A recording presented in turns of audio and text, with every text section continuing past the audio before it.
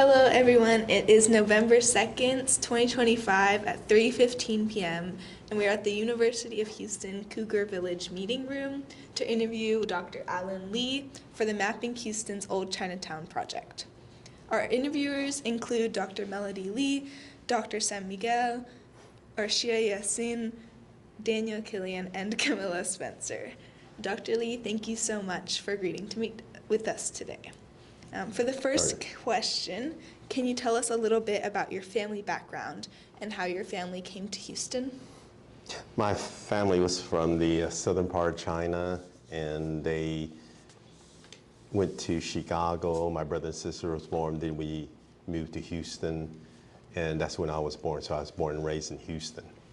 And what language did you grow up with your family? Besides English, I grew up speaking Chinese Toisan dialect, which is different from Cantonese or Mandarin.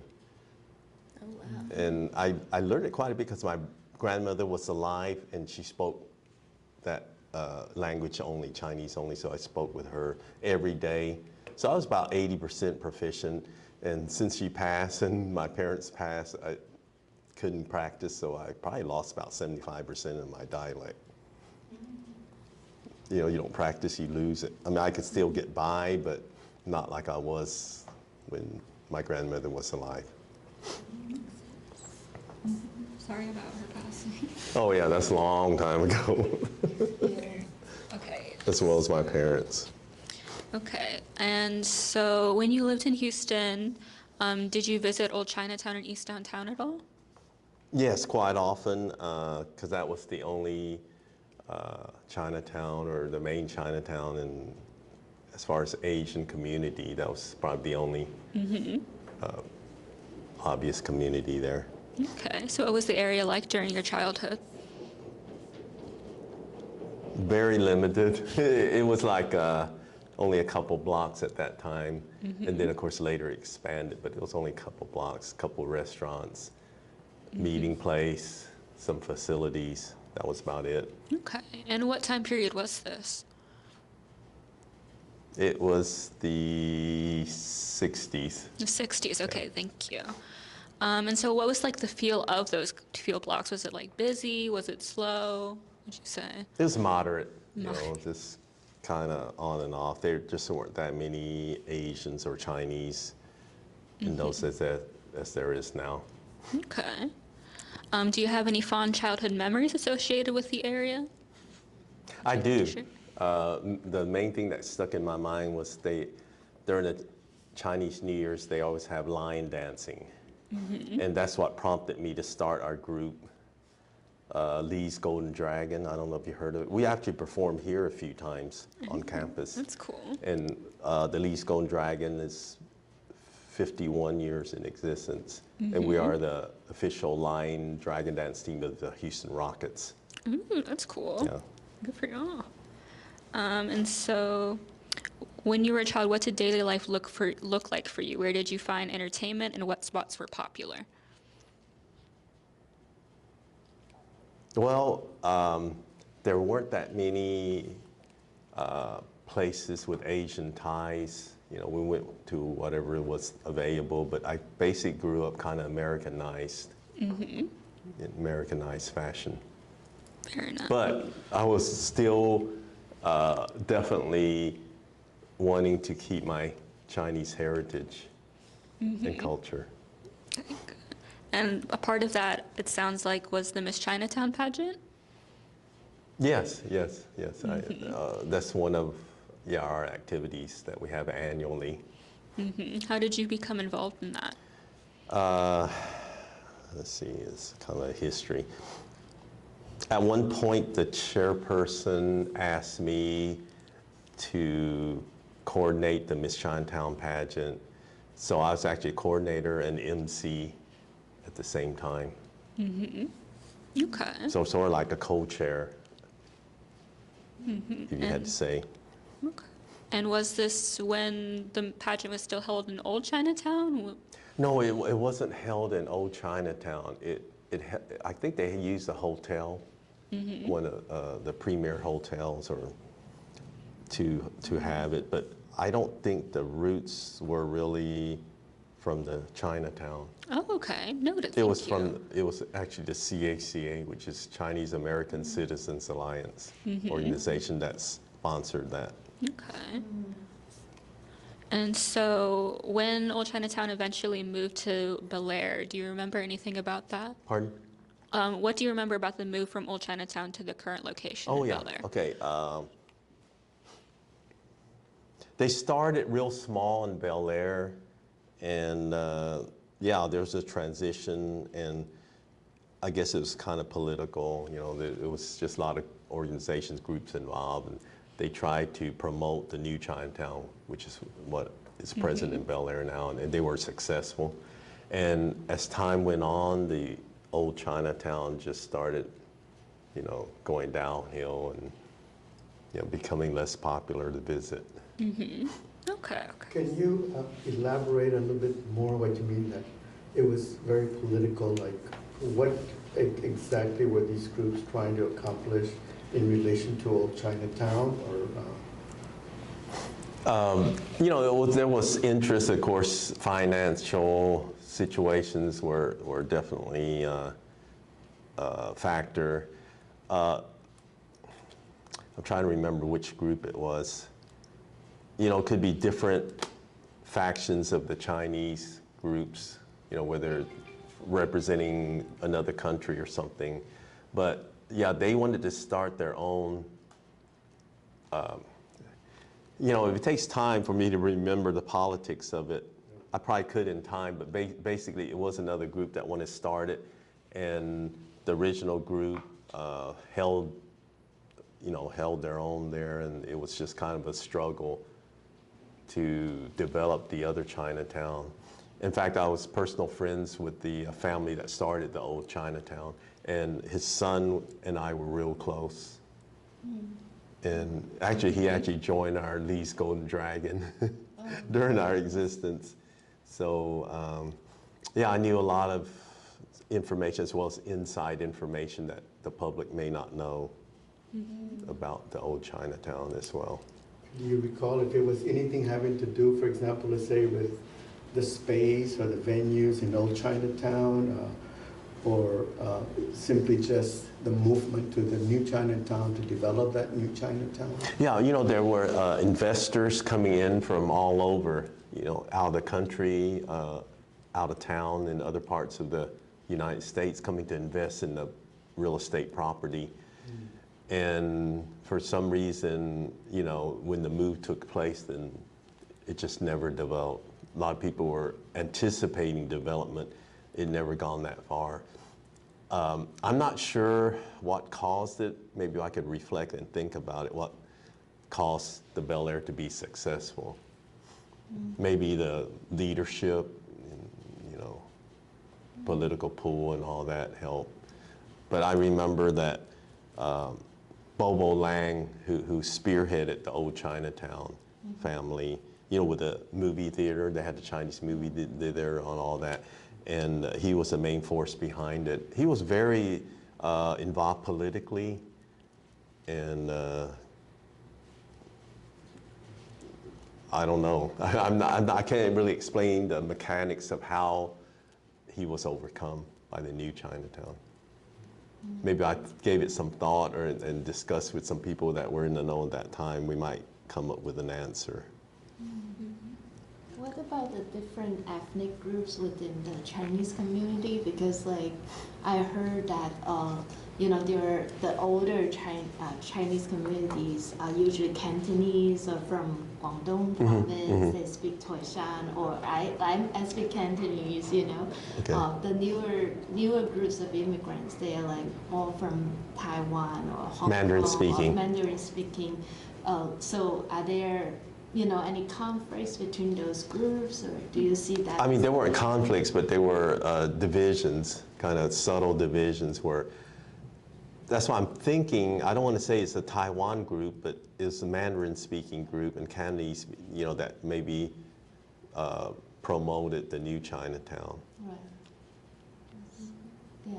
Yeah, but I kind of look back and find out it could be Taiwan or Mandarin-speaking. Yeah. that had something to do with it. And then, of course, the Vietnamese played a factor in the mid-70s Yeah. when they came over. Right. And they went straight to Bel Air and started developing. Right. At one point, there were more Vietnamese shops than there were Chinese shops. That seemed like it was, whether it was or not. In Midtown or in? No, Bel Air? in Bel Air, Bel Air. in Bel Air at one Yeah. point, yeah. Yeah, that's true. Makes sense. Okay, so one more question about Old Chinatown then. So you mentioned that your Lion group was kind of inspired by the performances you saw in Old Chinatown. Did the group that you eventually started have any connections to the community organizations in Old Chinatown? Not technically. We kind of, well, it wasn't an organized group. They just got people that they thought were experienced in line dancing and have it perform, because there weren't that many Chinese to choose from. I learned my art in San Francisco when I went to school. And I joined a group and I learned line dancing and brought it back here. Okay, noted. But what inspired me, I was, what, 4 or 5 years old, 3, 4, 5 years old, and saw line dancing, and I was very interested, kind of motivated me. I said, oh, I love line dancing, look at what they did and everything like that. So when this opportunity to join a group, I joined in San Francisco. Okay, thank you. What was the group, the line dance group you saw in Old Chinatown? It was an organized group. Oh, it's just like. They said, oh, call him, you know something about it, you know how to drum a little bit. And you know, they did know some. Yeah. They did know some. But we took it to new heights, because I'm sending my students overseas to train, you know, with the Grand Master out there. So, Yeah. because we take it pretty seriously. Right. And, you know, one of these days you should come see our shows, especially the high pole shows. I mean, you got poles 7, 8 feet high, and we're doing acrobatic tricks. And you can't learn it in a year. It takes years to learn to do something like that. Yeah. Could you elaborate a little bit more about that training where you say you go training abroad? Okay, And what takes to train? Yes. When I was much younger, I was teaching line dancing to our group, and they wanted to take it to another level, in which case the professionals are overseas, you know, whether you're saying China, various Asian countries, but where we thought the best line dancing in the world is in Malaysia, because our Grand Master is there, and I mean, credentials-wise, he can't be beat. He's like, at one point, 17, 18-time world champion that he was either involved with or coached. And now he's lost count, is 30, 40-time world champion. Because they have competition, international competition. So he was involved with a line dance team that made world champion more than 30, 40 times now. So there is no dispute from the line dance community that he's probably the Grand Master in the whole world. You know, like they term him like the Bruce Lee of line dancing. And what is involved in that training? You know, what instruments, songs? Or Yeah, drumming, cymbals, gongs, and mainly, you know, footwork of the lion, and it takes a lot to learn different patterns. And, you know, I just felt like for them to reach another level, they have to go overseas and learn from them, because I could only teach so much at a certain level. And, you know, we send them there and, you know, train for a month or 2. It's quite expensive, but it's, you know, pretty worthwhile, because they're really dedicated and interested. So we'd send them over for a few weeks or a month, whatever the case is, and then they come back and teach the rest of the people. It's not our whole group, it's like maybe 5 or 6, sometimes just 1 or 2. And do you compete? I'm just curious. We just got back from competition, international competition. It's obvious like they're like NBA level, professional level overseas. Because, you know, they start when they're young, 6 years old, 9 years old, and they do it full time. You know, some of them is their career, line dancing.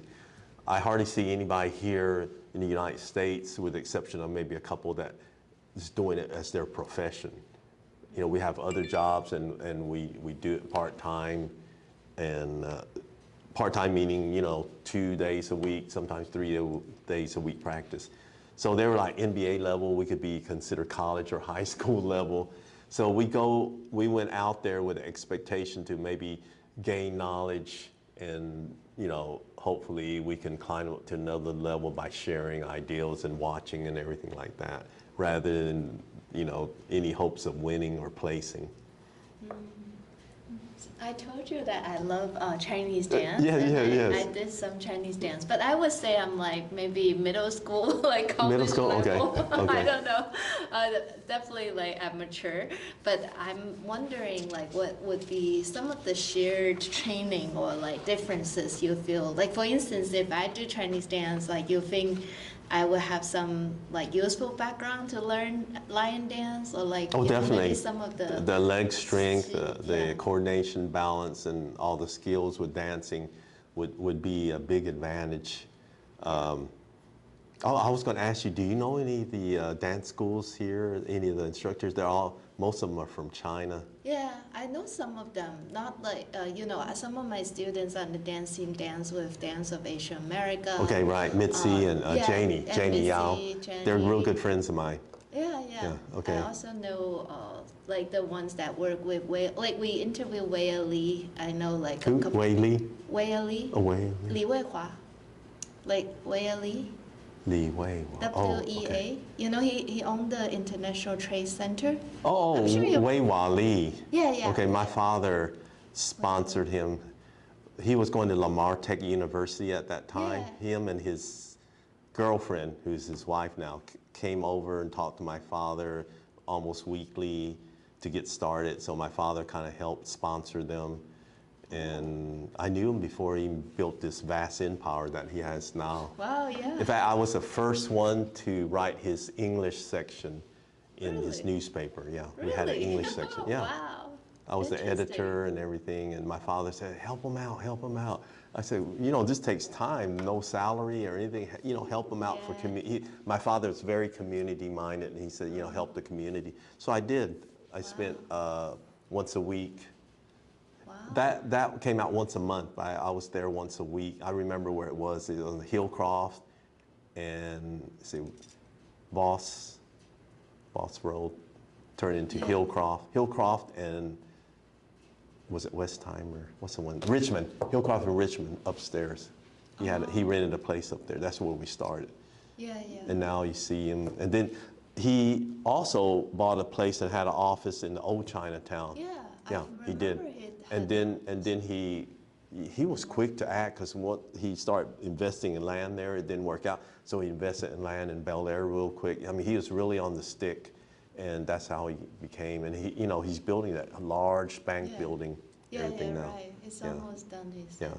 Yeah, we went interviewed him. Oh, you did? a You did few interview? months He came ago. here? Or? No, we went to his office. Yeah, the International Trade Center. Yes. It's Yeah. quite impressive what he's accomplished. Yeah, he is. So I think he had Zhou, like I forgot her name, like Hui, you know, Zhou Xiaohui, right?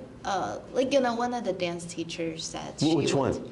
She teaches. Zhou Xiao. I think she has a place. She also has a studio in the Dressco Plaza.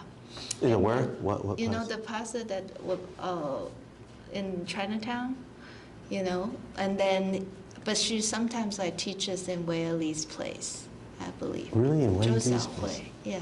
She's more, like I think there are split groups. Like there are groups that are more targeted towards like Asian American kids. Like that's the Missy. Yeah, Dance of Missy Asia and Janie. America. Oh, and Oriental school. Like those are more. Oh, for- Oriental Arts. Yeah, Shi Li. they're Shi Li is really yeah, good, Shi Li and yeah. Bao Ling's part of it. And, Yeah. and Shi Li has probably some new instructors. I used to know all their instructors. I'm real close to the ladies. Yeah, very close. I And then know J&L. them. J&L, I'm real close to them. Yeah. That would be, yeah, maybe Do I you, would need you your remember contact. a famous actress, dancer, Zhou Jia? Yeah. She passed away. She died of cancer. She started that Jane H, and it became J&L now, dance studio. The one on Bel Air. Yeah. and is it Ranchester, that one? Yeah. And then that Oriental Arts. They used to be together, and there was a misunderstanding, so they split up. So Shirley got the Oriental Art place, and then they stayed in Gao, Miss Gao. Do you Yeah, know yeah. Miss Gao? Yeah. Yeah, I don't know them well, but I was very impressed when they performed. Yeah, Mm. really good. Yeah, they're good. They're Yeah, good. yeah. Both are good. And then they had that Peacock, which I don't know them real well. And then there's another one, some new ones popping up. Yeah. But I'm trying to remember the one you're talking about. They have office. I mean, they have a place in Weiwas. They don't have a place. They just sometimes teach there. And Oh, really? then Zhou Xiaohui had. It seems like I saw her. You know, she has a studio probably in the plaza of Jusco. You know, like where that supermarket is. It's either Welcome or Jusco. Oh, just go. Welcome. Yeah. Just go. You know, like in that supermarket okay. plaza. But they are targeting more towards like Chinese immigrants, like Oh, they are. older folks. Yeah. Oh, More amateur dancers. older. Yeah. I think I know who you're talking about. Yeah. So some of those ladies are 50, 60 years old. Okay, I know what you're talking about. Yeah, They yeah, approached they're- me. I know some of them. I know There some are of them. few groups like that, so they were different from. And they those. do fashion show a little Yeah, bit. yeah, yeah. I there's- know who you're yeah, talking yeah. about. I know think who you you're talking know about. them. Yeah, Yeah. I'm sure you see them in Yeah. parties. But you know, but also like dance doesn't have the training that lion dancers have. Like we don't have the same kind of gymnastic and acrobatic training though, Mm-hmm. right? Right. It's a little different muscles, and you know, just like even martial arts is different. So, but there is an advantage where you know you have leg muscle coordination and all that. So, you should be able to catch on a lot quicker than the average lay person. Just like in music, someone that plays an instrument, they catch on to cymbal and gong and drumming a lot quicker than just the average person that doesn't have the same background. Yeah. So there is some advantage. And like I said, anybody in your group that's interested, you know, let us know. And like I said, we should keep in touch because sometimes they say, oh, we're going to hire you, but do you have, you know, like Chinese dancers for one or two segments? And, you know, we could work together. Yeah. Yeah. I'm curious, just to follow up, especially with the competition you've participated in and the shows that you've participated in. Do you have any pictures that you would be willing to share with the group so that we can post it on? Yes, we do. We do. Yeah, they have a lot of pictures, I'm sure. Yeah, you can go on our website, but I could provide you some of the ones as well. Okay, great. Yeah. So you mentioned earlier that your father was helped Wei in his founding his own business, and I also read that he helped found the Lee's Golden Dragon business. Who did? Your father. Well, he supported me. I mean, I founded it, but he supported me financially because for many years it was a losing cause. I mean, every year we're in the red. And it took probably 15, 20 years to finally, you know, be self-sustaining. Wow. Yeah. As a businessman, that's very admirable. Like, I don't know, you know, like a lot of us, you know, we're all like art major, history major. Right. That's always like something we are struggling with. Like, you know, we like what we do, but it's Right. always, you know, the students lack motivation to major in art and culture.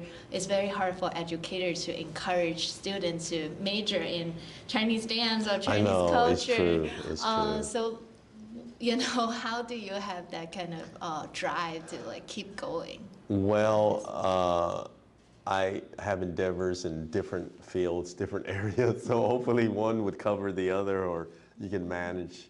And I was fortunate to have my parents support us in that sense till I was able to come out of school and start working. Yeah. I mean, it wasn't a whole lot, but we were never in the black. It was always in the red one way or the other.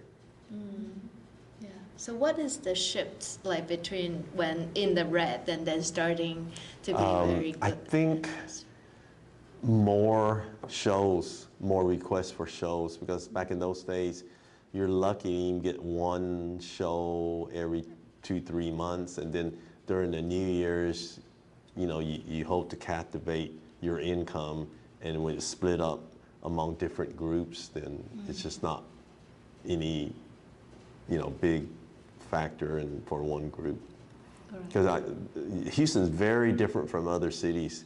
We could have 30 to 35 groups right now, including, the temple groups or family groups, mom and pop groups. It's close to 30. Major groups, probably less than 10. Oh, Yeah, wow. 30 lion dance groups? line dance. Wow. That's I'm taking away all your questions. But the smaller groups, they'd rather pay more and go for a large group because they're not dependable. They'll book somebody then not show up. They'll book and then cancel at the last minute. They're just up and down. They say, oh, it's family, got other plans, so they don't do it, even though they promise. So it's better to deal with the large groups, established groups. Yeah, that's true. Yes. No, today I was reading and you were like, have so many different performances everywhere, from the Rockets to in front of presidents, but it was, as you said, it wasn't like that in the beginning. It wasn't. The reason why we're able to capture a lot of mainstream, I would say almost all the groups are geared toward Asian community, Asian businesses. We're one of the very few that's almost predominantly mainstream. And that took a lot of PR, a lot of time and effort. It's like a politician. I go to all these events, galas, fundraisers, and fundraisers sometimes are expensive because you're supporting the cause. And fortunately, I enjoy doing it, socializing as well, but it's a full-time situation, and I'm fortunate to have my director and other people handling different areas. Because a long time when we started, I did everything. I did equipment, pick up, do personnel, teach, everything.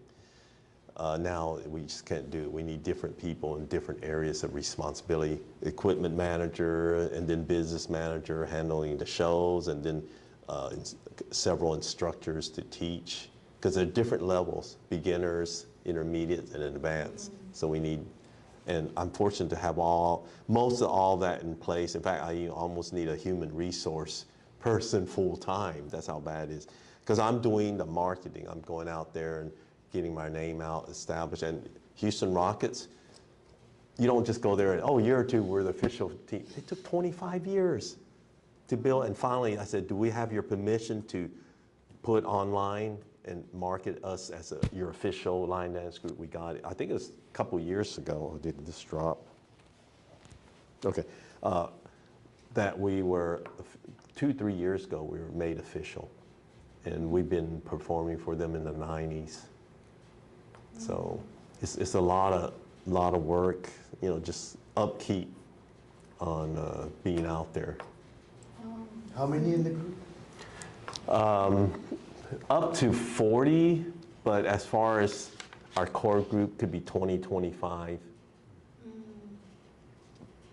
But technically you could say 40 or 50, but they're not committed full time. Okay. And we're always looking for members. So we're always short, so never seem to have enough. So we're always encouraging people of any ethnic group that's interested. What are the age range? Right now, it's 9, 10 years old. We prefer 11, but the 10 years old are pretty mature and they're very dedicated.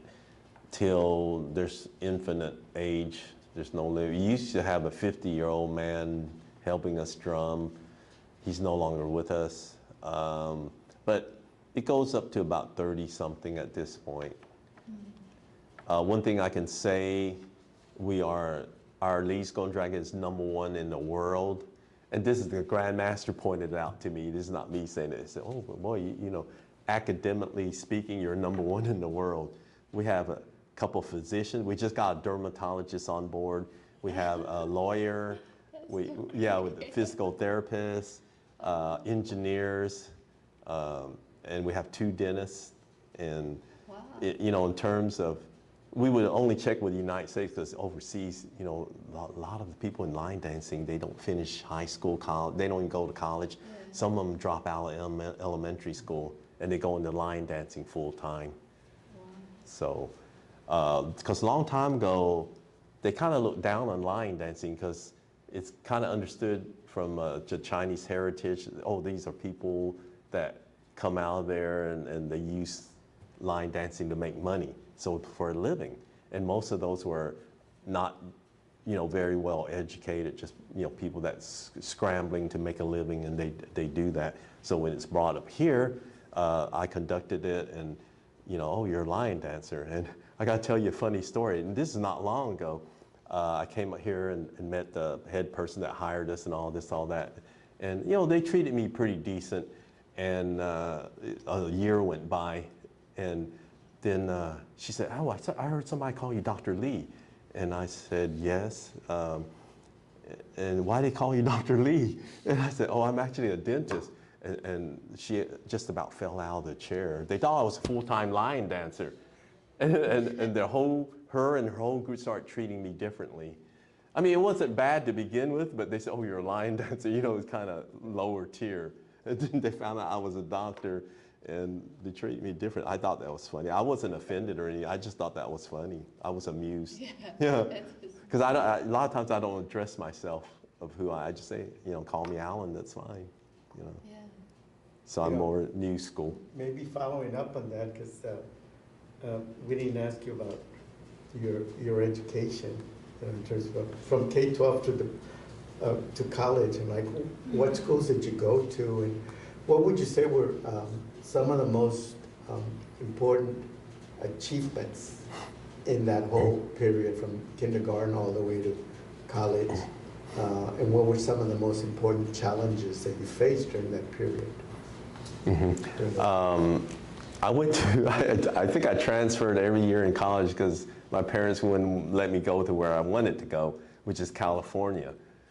And, I went to TCU, I transferred to University of Texas. I thought it was too big because private schools gave you more personal attention for your education, so I went back to TCU, trying to go to California because they won't let me go. So I just going back and forth saying I want to go somewhere, and they finally let me go in last year. So I ended up going to University of Pacific in Stockton. It's a private school, and graduated from there. So I did graduate within the 4 years, even though I kept transferring. Fortunately, my credits followed me. Yeah. And during that period of time, I think one of the accomplishments that I felt very proud of was I made the NCAA team. And before I tell you what, they looked at me and they were, they don't know if they believe me. Oh, you're not tall enough to play basketball or big enough to play football. It's for fencing. I made the NCAA team for fencing. Okay. So that was, I was very proud of that accomplishment. I have to admit it. I think I was in the right place at the right time when they had the competition for that. Because there were 3 areas like epee, saber, and foil. So they chose one person in each category. So it's 3 out of the whole university to travel in competition in the NCAA competition. So I was real fortunate in that. So I kind of placed more claim to fame than my dental degree or whatever. But yeah, I mean, I was real proud of it because just not that many Asians make NCAA athletic teams. Right. So I was real happy that happened. And the Chinese mother, I'm going to competition in Colorado Springs. No, you don't drive, you stay and study. I said, you don't know how important, it's an honor, how important. She didn't understand it. Yeah. I talked to fortunately I had an older brother. I said, can you please talk to her, explain the sport. She called me back, okay, she'll let you go. She almost didn't let me go. Yeah, it is Asian. Yeah, stay back and study. Stay back and study. No, in Asian culture, we have to study so we can do something else. We have to be number 1 so we could dance or something, not the other way around. No matter how good you are in those. But all these top schools, they place emphasis on extracurricular activities. Yeah, exactly. Yeah. Very important. In U.S., it's very important. Yeah, because somebody had a 4.0, which is perfect, and close to perfect SAT scores, they can't get in Harvard. And then somebody with a little bit less grades and scores, they did like equestrian and then she got in Harvard. Yeah, Yeah. Camilla, you need to start doing lion dance. Oh, you know, University of Texas Law School, one of our members got in law school. And the father, during one of our practices, the father ran up and came, drove, and showed me a letter. I want to show you this letter. He interrupted our whole class. And I said, what's so important? And it was his son getting accepted to law school. And the dean hand wrote, "We are looking forward to you to attending our law school and lion dancing for us." Signed by the dean. He was real proud of it. I guess I don't blame him. You know, it's handwritten by the dean. Wow. That because of his extracurricular line dancing. So you're not far from the truth when you told her to start line dancing. Yeah, because she's excellent student and she's going to be senior next year in high school, in Post Oak School. Oh, high school? Senior? Yeah, she's- Post Oak? Yeah, it's one of the good, very good What was it? private schools. Is it Post Oak High School? Yeah, Post Oak School. It's a private school, Montessori Yeah. school. Is it around Memorial somewhere? Montrose. Yeah. Where is it? There's- Montrose. Oh, Montrose. Montrose. And there's one think it's location in the medical center as well. So which school are you going to? The Go- one in the medical center. In the medical center, okay. Yes. What neighborhoods did you grow up in or high school you attend? North Side. I went to Sam Houston High School. We were in the North Side for a long time. They finally, when I had a choice, we moved to Memorial. My parents were always on the North Side. They had a restaurant on the North Side. They went further north. It was just too far, 1960 and 45, just too far. So as soon as I was able to, I got a place in Memorial. It's much more central. But I was thinking of Post Oak. We line dance for some Montessori schools, but not that one. I don't think it's that one. Oh, But if you- maybe this, her teacher would, yeah. Like actually we are connected by her teacher, who's a great Chinese teacher and is a good friend of mine. Oh, So okay. we presented our project and that's why, send your best student to us. Oh, really? Like, this Oh, is the it? best Oh. student. Oh, so Yeah. you're in high school, not at U of H. Okay. Yeah, there other students are all at UH. Oh, there's one student at in Stephen Austin University, but we are In connected- Richmond? No. Or is that the other one? Stephen F. Stephen F. Austin Austin. University in Oh, university. Nacogdoches. Oh, okay. Nacogdoches. Right, okay. So we have I thought it was at high high school school. interns, Yeah. but then like Camilla has interned with us for 1 year, Mm-hmm, and now she's like part of the core team. Yeah, Okay. yeah. So that's We have good. a research project that includes a lot of students and it's student-led. We Yeah. provide guidance, but the students do a lot of the research, a lot of the writing. Yeah. And so we have a graduate student, undergraduate student, and Okay. a high school student. Oh. Yeah, so Daniel is graduate student, and we have undergrads, like Ashir is undergrad, graduating soon, and then we also have high school. So it's, I imagine you, like, you know, in your lion dance group, you also have different levels Yeah, we do. of students, High school, right? So college. is there a set timeline, you know, like someone would come in training for 2 years, then become, you know, become like the intermediate group, and then. Right. They Right? can, sure. Something like- We just hope they stay with us. Some of them, when they move out of town, it's Yeah. hard. And is it a lot of time commitment? That's something. It is. One person that I was very impressed with, graduate student that was going for his PhD candidate at Rice University. He made every single practice, every single show. I couldn't believe how he afforded the time, because getting your PhD is probably harder than medical school in some ways. And he was very dedicated. Wow.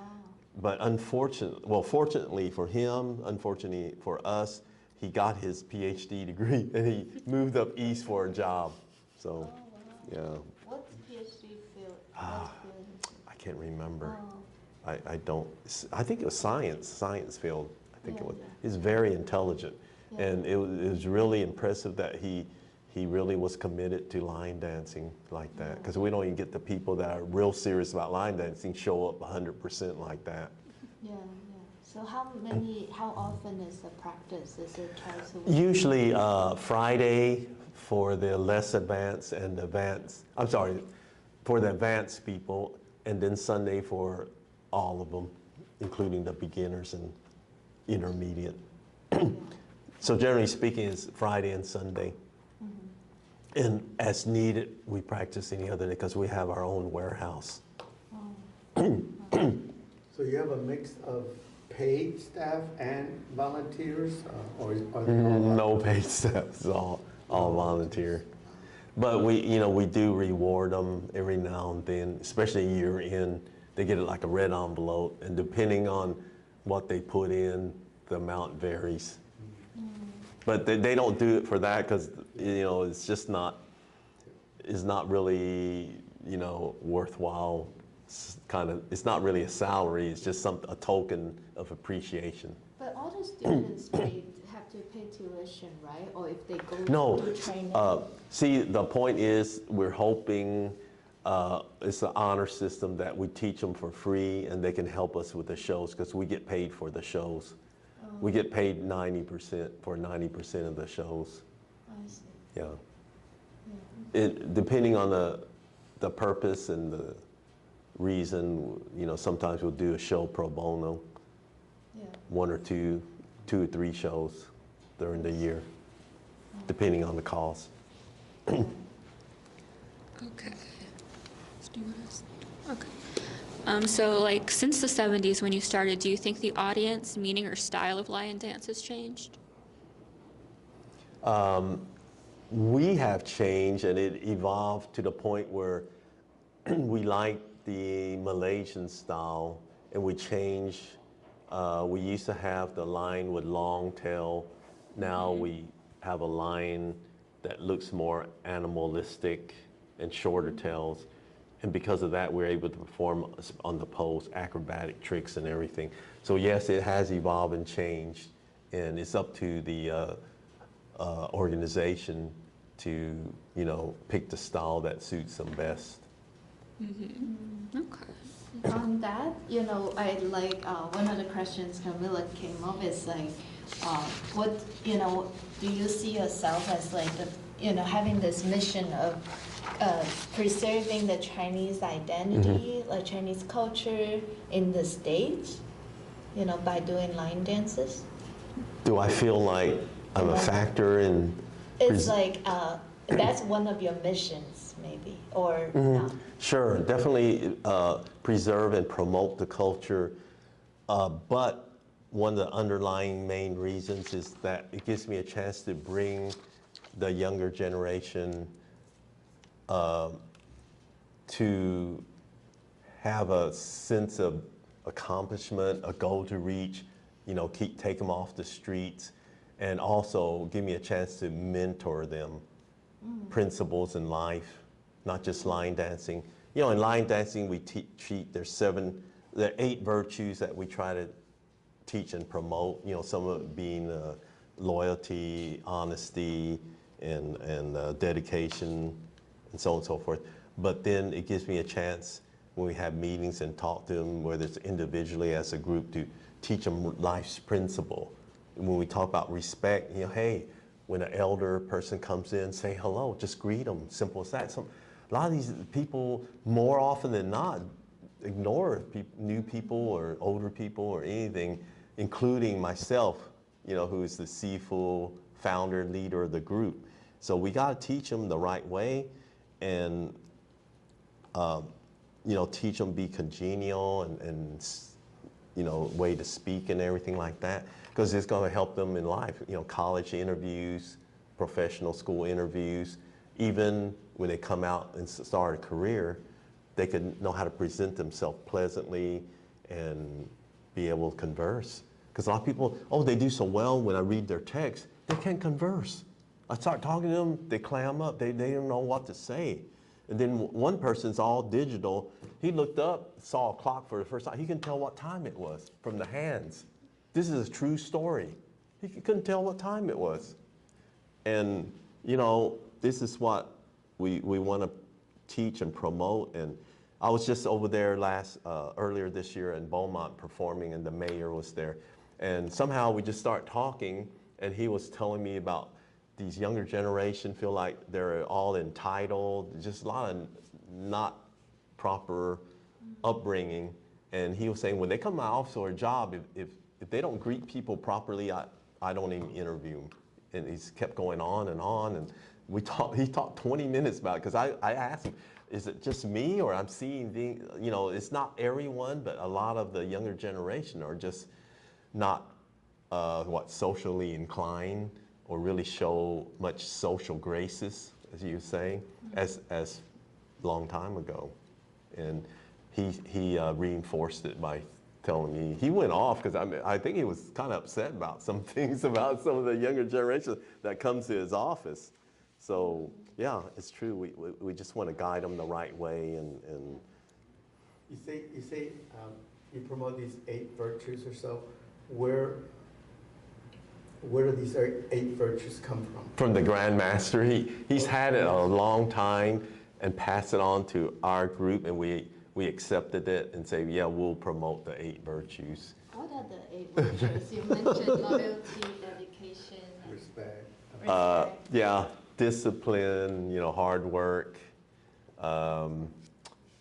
let's say loyalty, honesty. Yeah, I should know all of them.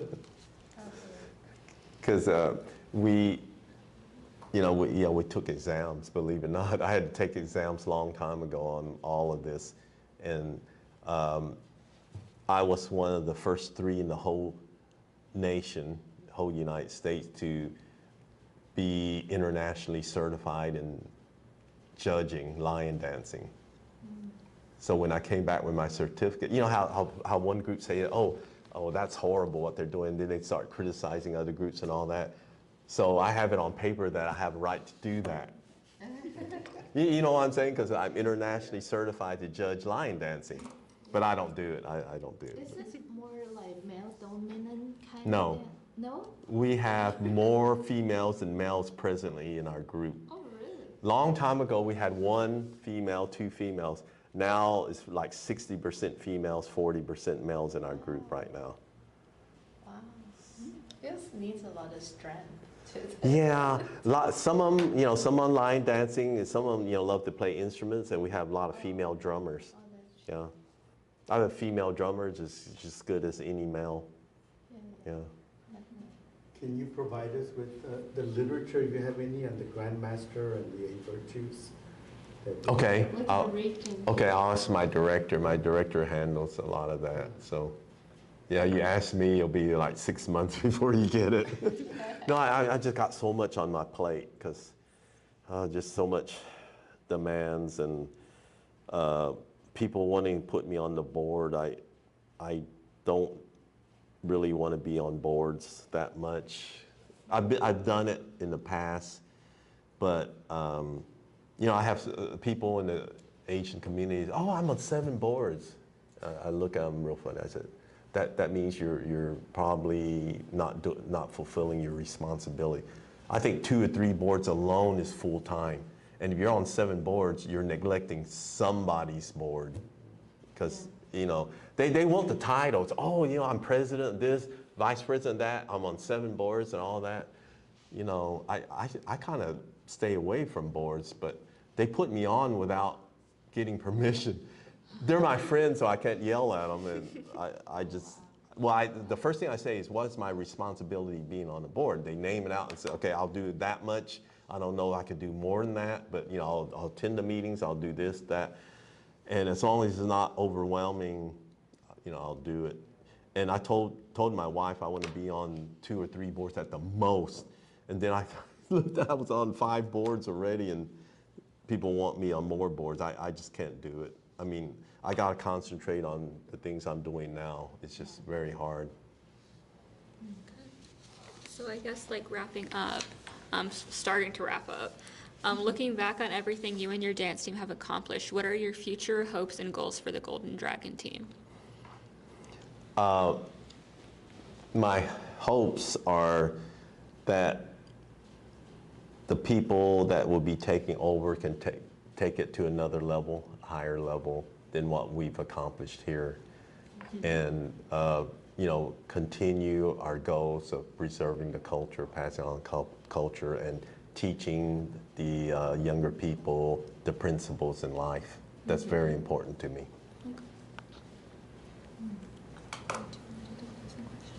So I thought we were going to talk more about the Chinatown, but you know, I appreciate we did. Okay. Interested in Okay. your life, so I guess. I mean, you know, I guess to sum it up, you know, there's positive and negatives in the Chinatown. I think I told you some of the negative things. I know in Chinatown, if you know the ins and out, and not, you know, enough people know about it, but you know, there's a gambling joint, illegal gambling joint that was up there that you can actually gamble, you know, like mahjong and some other. And my uncle actually went there, and he's a mahjong expert. My uncle, I mean, I don't know. I don't want to call him a failure in life, or he's just not with it. And he's my father's brother, and my father's very different from my uncle. My father was a pretty good business person. My uncle was just the opposite, and he virtually couldn't do anything except play mahjong. I couldn't believe it because. Are you knowledgeable about mahjong, how you arrange, you know, the series, the pairs and all that? He'll take the 18, what do you call them, dominoes, whatever, comes up, he won't move it. You know, how come you move it in series, 1, 2, 3, and then this is a pair, it's paired together. He won't move it, and as he picks, he just puts it right there. So the people won't have any idea, does he have a series, does he have 3 of a kind pairs? If you don't move it around, no one knows. He doesn't move it. And I went there, I was brought up on mahjong when I was 4 years old. I looked there, I couldn't even tell what it was. And I'm pretty well versed in mahjong when I was a teenager, because we played for fun with my family a lot, just for fun. But yeah, he was in Hong Kong or wherever the school in China, and he made it through school because he played mahjong with the professors. Otherwise, I know there's no way he's going to graduate. Yeah, but when you said there was the gambling joint, was it in the Onliang Association? Yes. Oh. You heard about it, or who Yeah, told you? we learned Okay. about the Onliang Yeah, Association. I also know, I did research in San Francisco Chinatowns before, so there were a lot of like gangsters, like Hanging around. Prostitutes and massage salons, like all that in San Francisco Chinatowns. Like, did you experience there when you went to college there for a year? Like, do you have some comparison between like the old Chinatown here versus the Chinatown in San Francisco? Yeah, San Francisco was my second home. I used to, I spent a summer there working in Sausalito, but I live in San Francisco, so I hang around Chinatown almost every day. And you know, when you walk the streets, you hear all this mahjong upstairs going on and all that. So there's a lot of gambling and different organizations and all that.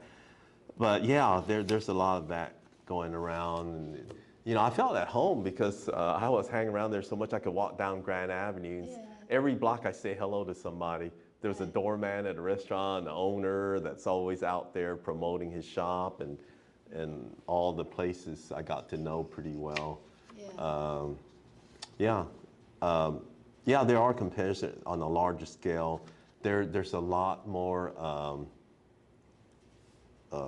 extortion, I guess extortion in the old days. And this is very negative because some people use lion dancing for extortion. They'll lion dance and then they'll approach the owner and say, oh, you gotta pay like $2,000 a month or $3,000, yeah. And that's how they do it. They disguise it with lion dancing, and then all the young youth go in there and encounter the owner and, you know, force them to pay. Oh. And I was actually in New York, and Saturday night, 7:30, the busiest time on Saturday night of the whole week. And we were about to go in, and the young, probably 19-year-old spoke Cantonese from Hong Kong. Said, oh, they're closed for the moment now. There were people eating there. We don't let anybody in. You know, he's not part of the restaurant. And my wife couldn't figure out what's going on. And I looked in there, there were like 5 youths at a table with the old man, and this is probably the owner, and he was turning pale, sweating. You know, they were squeezing extortion money. And they threatened him by closing up the busiest time till he pays up. I mean, it's not like $1,000 or $2,000. They're asking for a lot. Wow. You know, while you're sweating, they could be asking for $8,000 to $10,000. You know, 1,000 they're probably getting to go away, you know, because you're losing that much business already. But they're probably squeezing a lot. It's very territorial. That's why there's a lot of gang fights, because, you know, certain territory and then you invade and it's all a mess. There's a lot less of that going on, but in the 70s, it was very prevalent, not 1970s. You know, were you aware, for example, of any organized gangs or loosely organized gangs in Chinatown when you were growing up? Houston, Yeah. Chinatown. I saw them in San Francisco. Yeah. I kind of know them. You know, it's at the point where they see me, they know me, you respect them, they respect you. So it was kind of mutual respect, say hello and greet. And, you know, some of them I got along with, and, you know, they guard the shops, you know, the restaurants and shops. They take liberties, and they say, oh, you know, hey, I'll get you a drink, get you a drink. I said, no, you don't have to, don't worry, I don't have to pay for it. So he got me a drink out of this dessert place and just gave it to me. And, you know, I kind of keep my distance. You know, I'm cordial, and I, you know, say hello to them and respect them, and they respect me. And, but yeah, they were there. There was quite a few. I knew most of them, most of the gang members. In Houston or in San Francisco? Houston. Oh, in Houston. Houston. San Francisco, I stay away. I don't live there, so I don't really know them that well. Yeah. But here, yeah, because I was frequent Chinatown, and oh, you know, the Bobo Lang Theater was really a big money maker, because they had movies before all these what do you call it, videotapes and all that came out. Everybody went there. It's always full, always full. To see movie? Yeah, to see Chinese movies. Oh. It was Shaw Brother, the only one that had Shaw Brother movies. So it was very popular, very popular. Yeah. So what led to its demise? Like, yeah, we went there just a couple weeks ago. Like, everything was gone. So, like, you know. Yeah, I mean, if the demise came when the videotape started coming out. Oh, So it was the 70s. yeah. It was going way up there in the early 70s, late 60s, early 70s. I can't remember, the early 70s, and then when the videotapes came out, I forgot when, then it just started going Yeah. downhill. But they did very well, very well. Yeah. In fact, Bobo Lang, the Chinatown, Mr. Chinatown's wife, they did so well that she was at the cashier every night. She didn't want to miss a penny. That's so. You know, I go in there, and I got to know the security guard. So sometimes he looks, and the owner's not there. He just waved me, go on in, go on. Because I was introduced by the owner's son to the security guy. We always hung out and talked, so he always let me in. But the wife, Bobo Lang's wife, wouldn't even let her own son in. He'd probably charge her own son admission to go in there. That's the way the security guy put it. But yeah, it was fun, you know. They're just hanging out over there and getting to know. So they had the theater and, you know, the gambling joint, and you know, there was really more corruption there, which I probably won't go into. But you know, are we still being recorded, or? Yeah. I Okay. think it's stop soon. Okay. Yeah. There's a lot more, Last but minute. I won't go into it. But you know, there's good and bads, and overall, I think there were a lot of positives. They had the first bank in Chinatown. Oh, what's the name of the first bank? Is it the Southwest No. Bank or the First That's not- National God. Bank? Sun Deluxe? Well, No, that's, Cafe. no, that's a cafe. Yeah. The- Sun Deluxe. Oh yeah, I remember that. That was the main cafe there. God, what was it? I can't remember. I could look it up. Is Were you that- still interested in pictures? I could maybe dig up some old Yeah, pictures. yeah, we Yeah. definitely are Okay. interested in pictures. Okay. Yeah, we have hard time getting pictures, and if you know other people that we could probably get pictures or interview, that would be good too. Okay. Because a lot of them, like even Whaley, it's at the end of it. It didn't Yeah, have he much wasn't, I to wouldn't even talk put him about. anywhere near the main part of the old Yeah. Chinatown. He came Yeah. much later, Yeah, yeah, right. late Like, we did mid-70s. interview Yeah. Fei Chin. I think Fei Chin is Fei the Chin clo- was around, yeah, but was she the didn't clo- hang around Chinatown that That's much. true because she was in San Francisco from the 50s to 70s. Oh, okay. So she just like missed that time. I And guess. even when she was here, I'd never even seen Fei Chin in Chinatown once, the old one, not even once. Well, maybe get into a more positive spin on this, on the old Chinatown. Can you tell us a little bit about your recollections of the restaurants that you maybe yeah, which visited? What kinds of restaurants were they? What kinds of foods? Did the foods vary a lot? You know, like was it Vietnamese, Groceries. Chinese? Like you said, Sun Deluxe was one of the main ones, and then others developed that I think Bobo Lang had to do with Lucky Inn. Oh, Lucky Is it Lucky Inn? That became more popular, or the most popular one in Chinatown later on after Sun Deluxe. Sun Deluxe was still around, but Lucky Inn became very popular, and Bobo had a way of promoting it.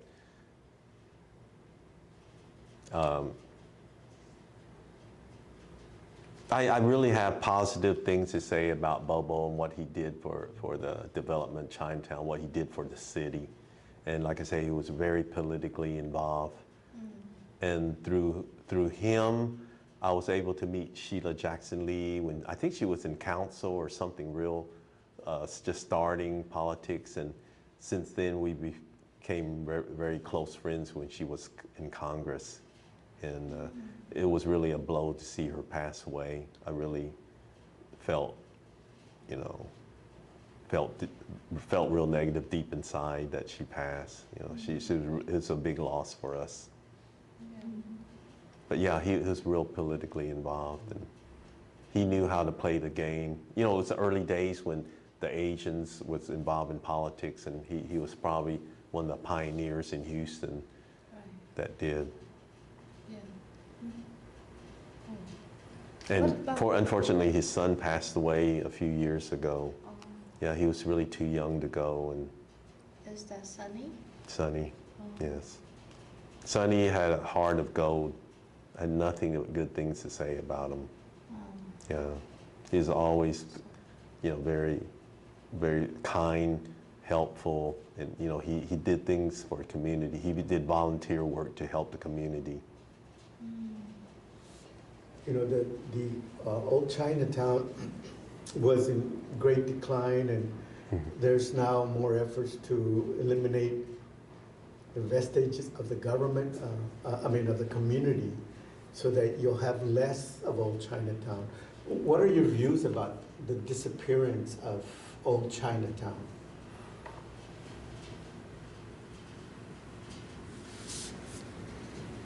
I'm not sure if I have strong feelings one way or the other. Right now we have to live for the present, and I'm not involved in trying to maintain or keep whatever's there, but whoever does, more power to them, and I wish them luck if they can preserve it. Yeah, if you ask for my opinion, sure, we'd like to preserve whatever we can. I don't know if we have any other questions. We're very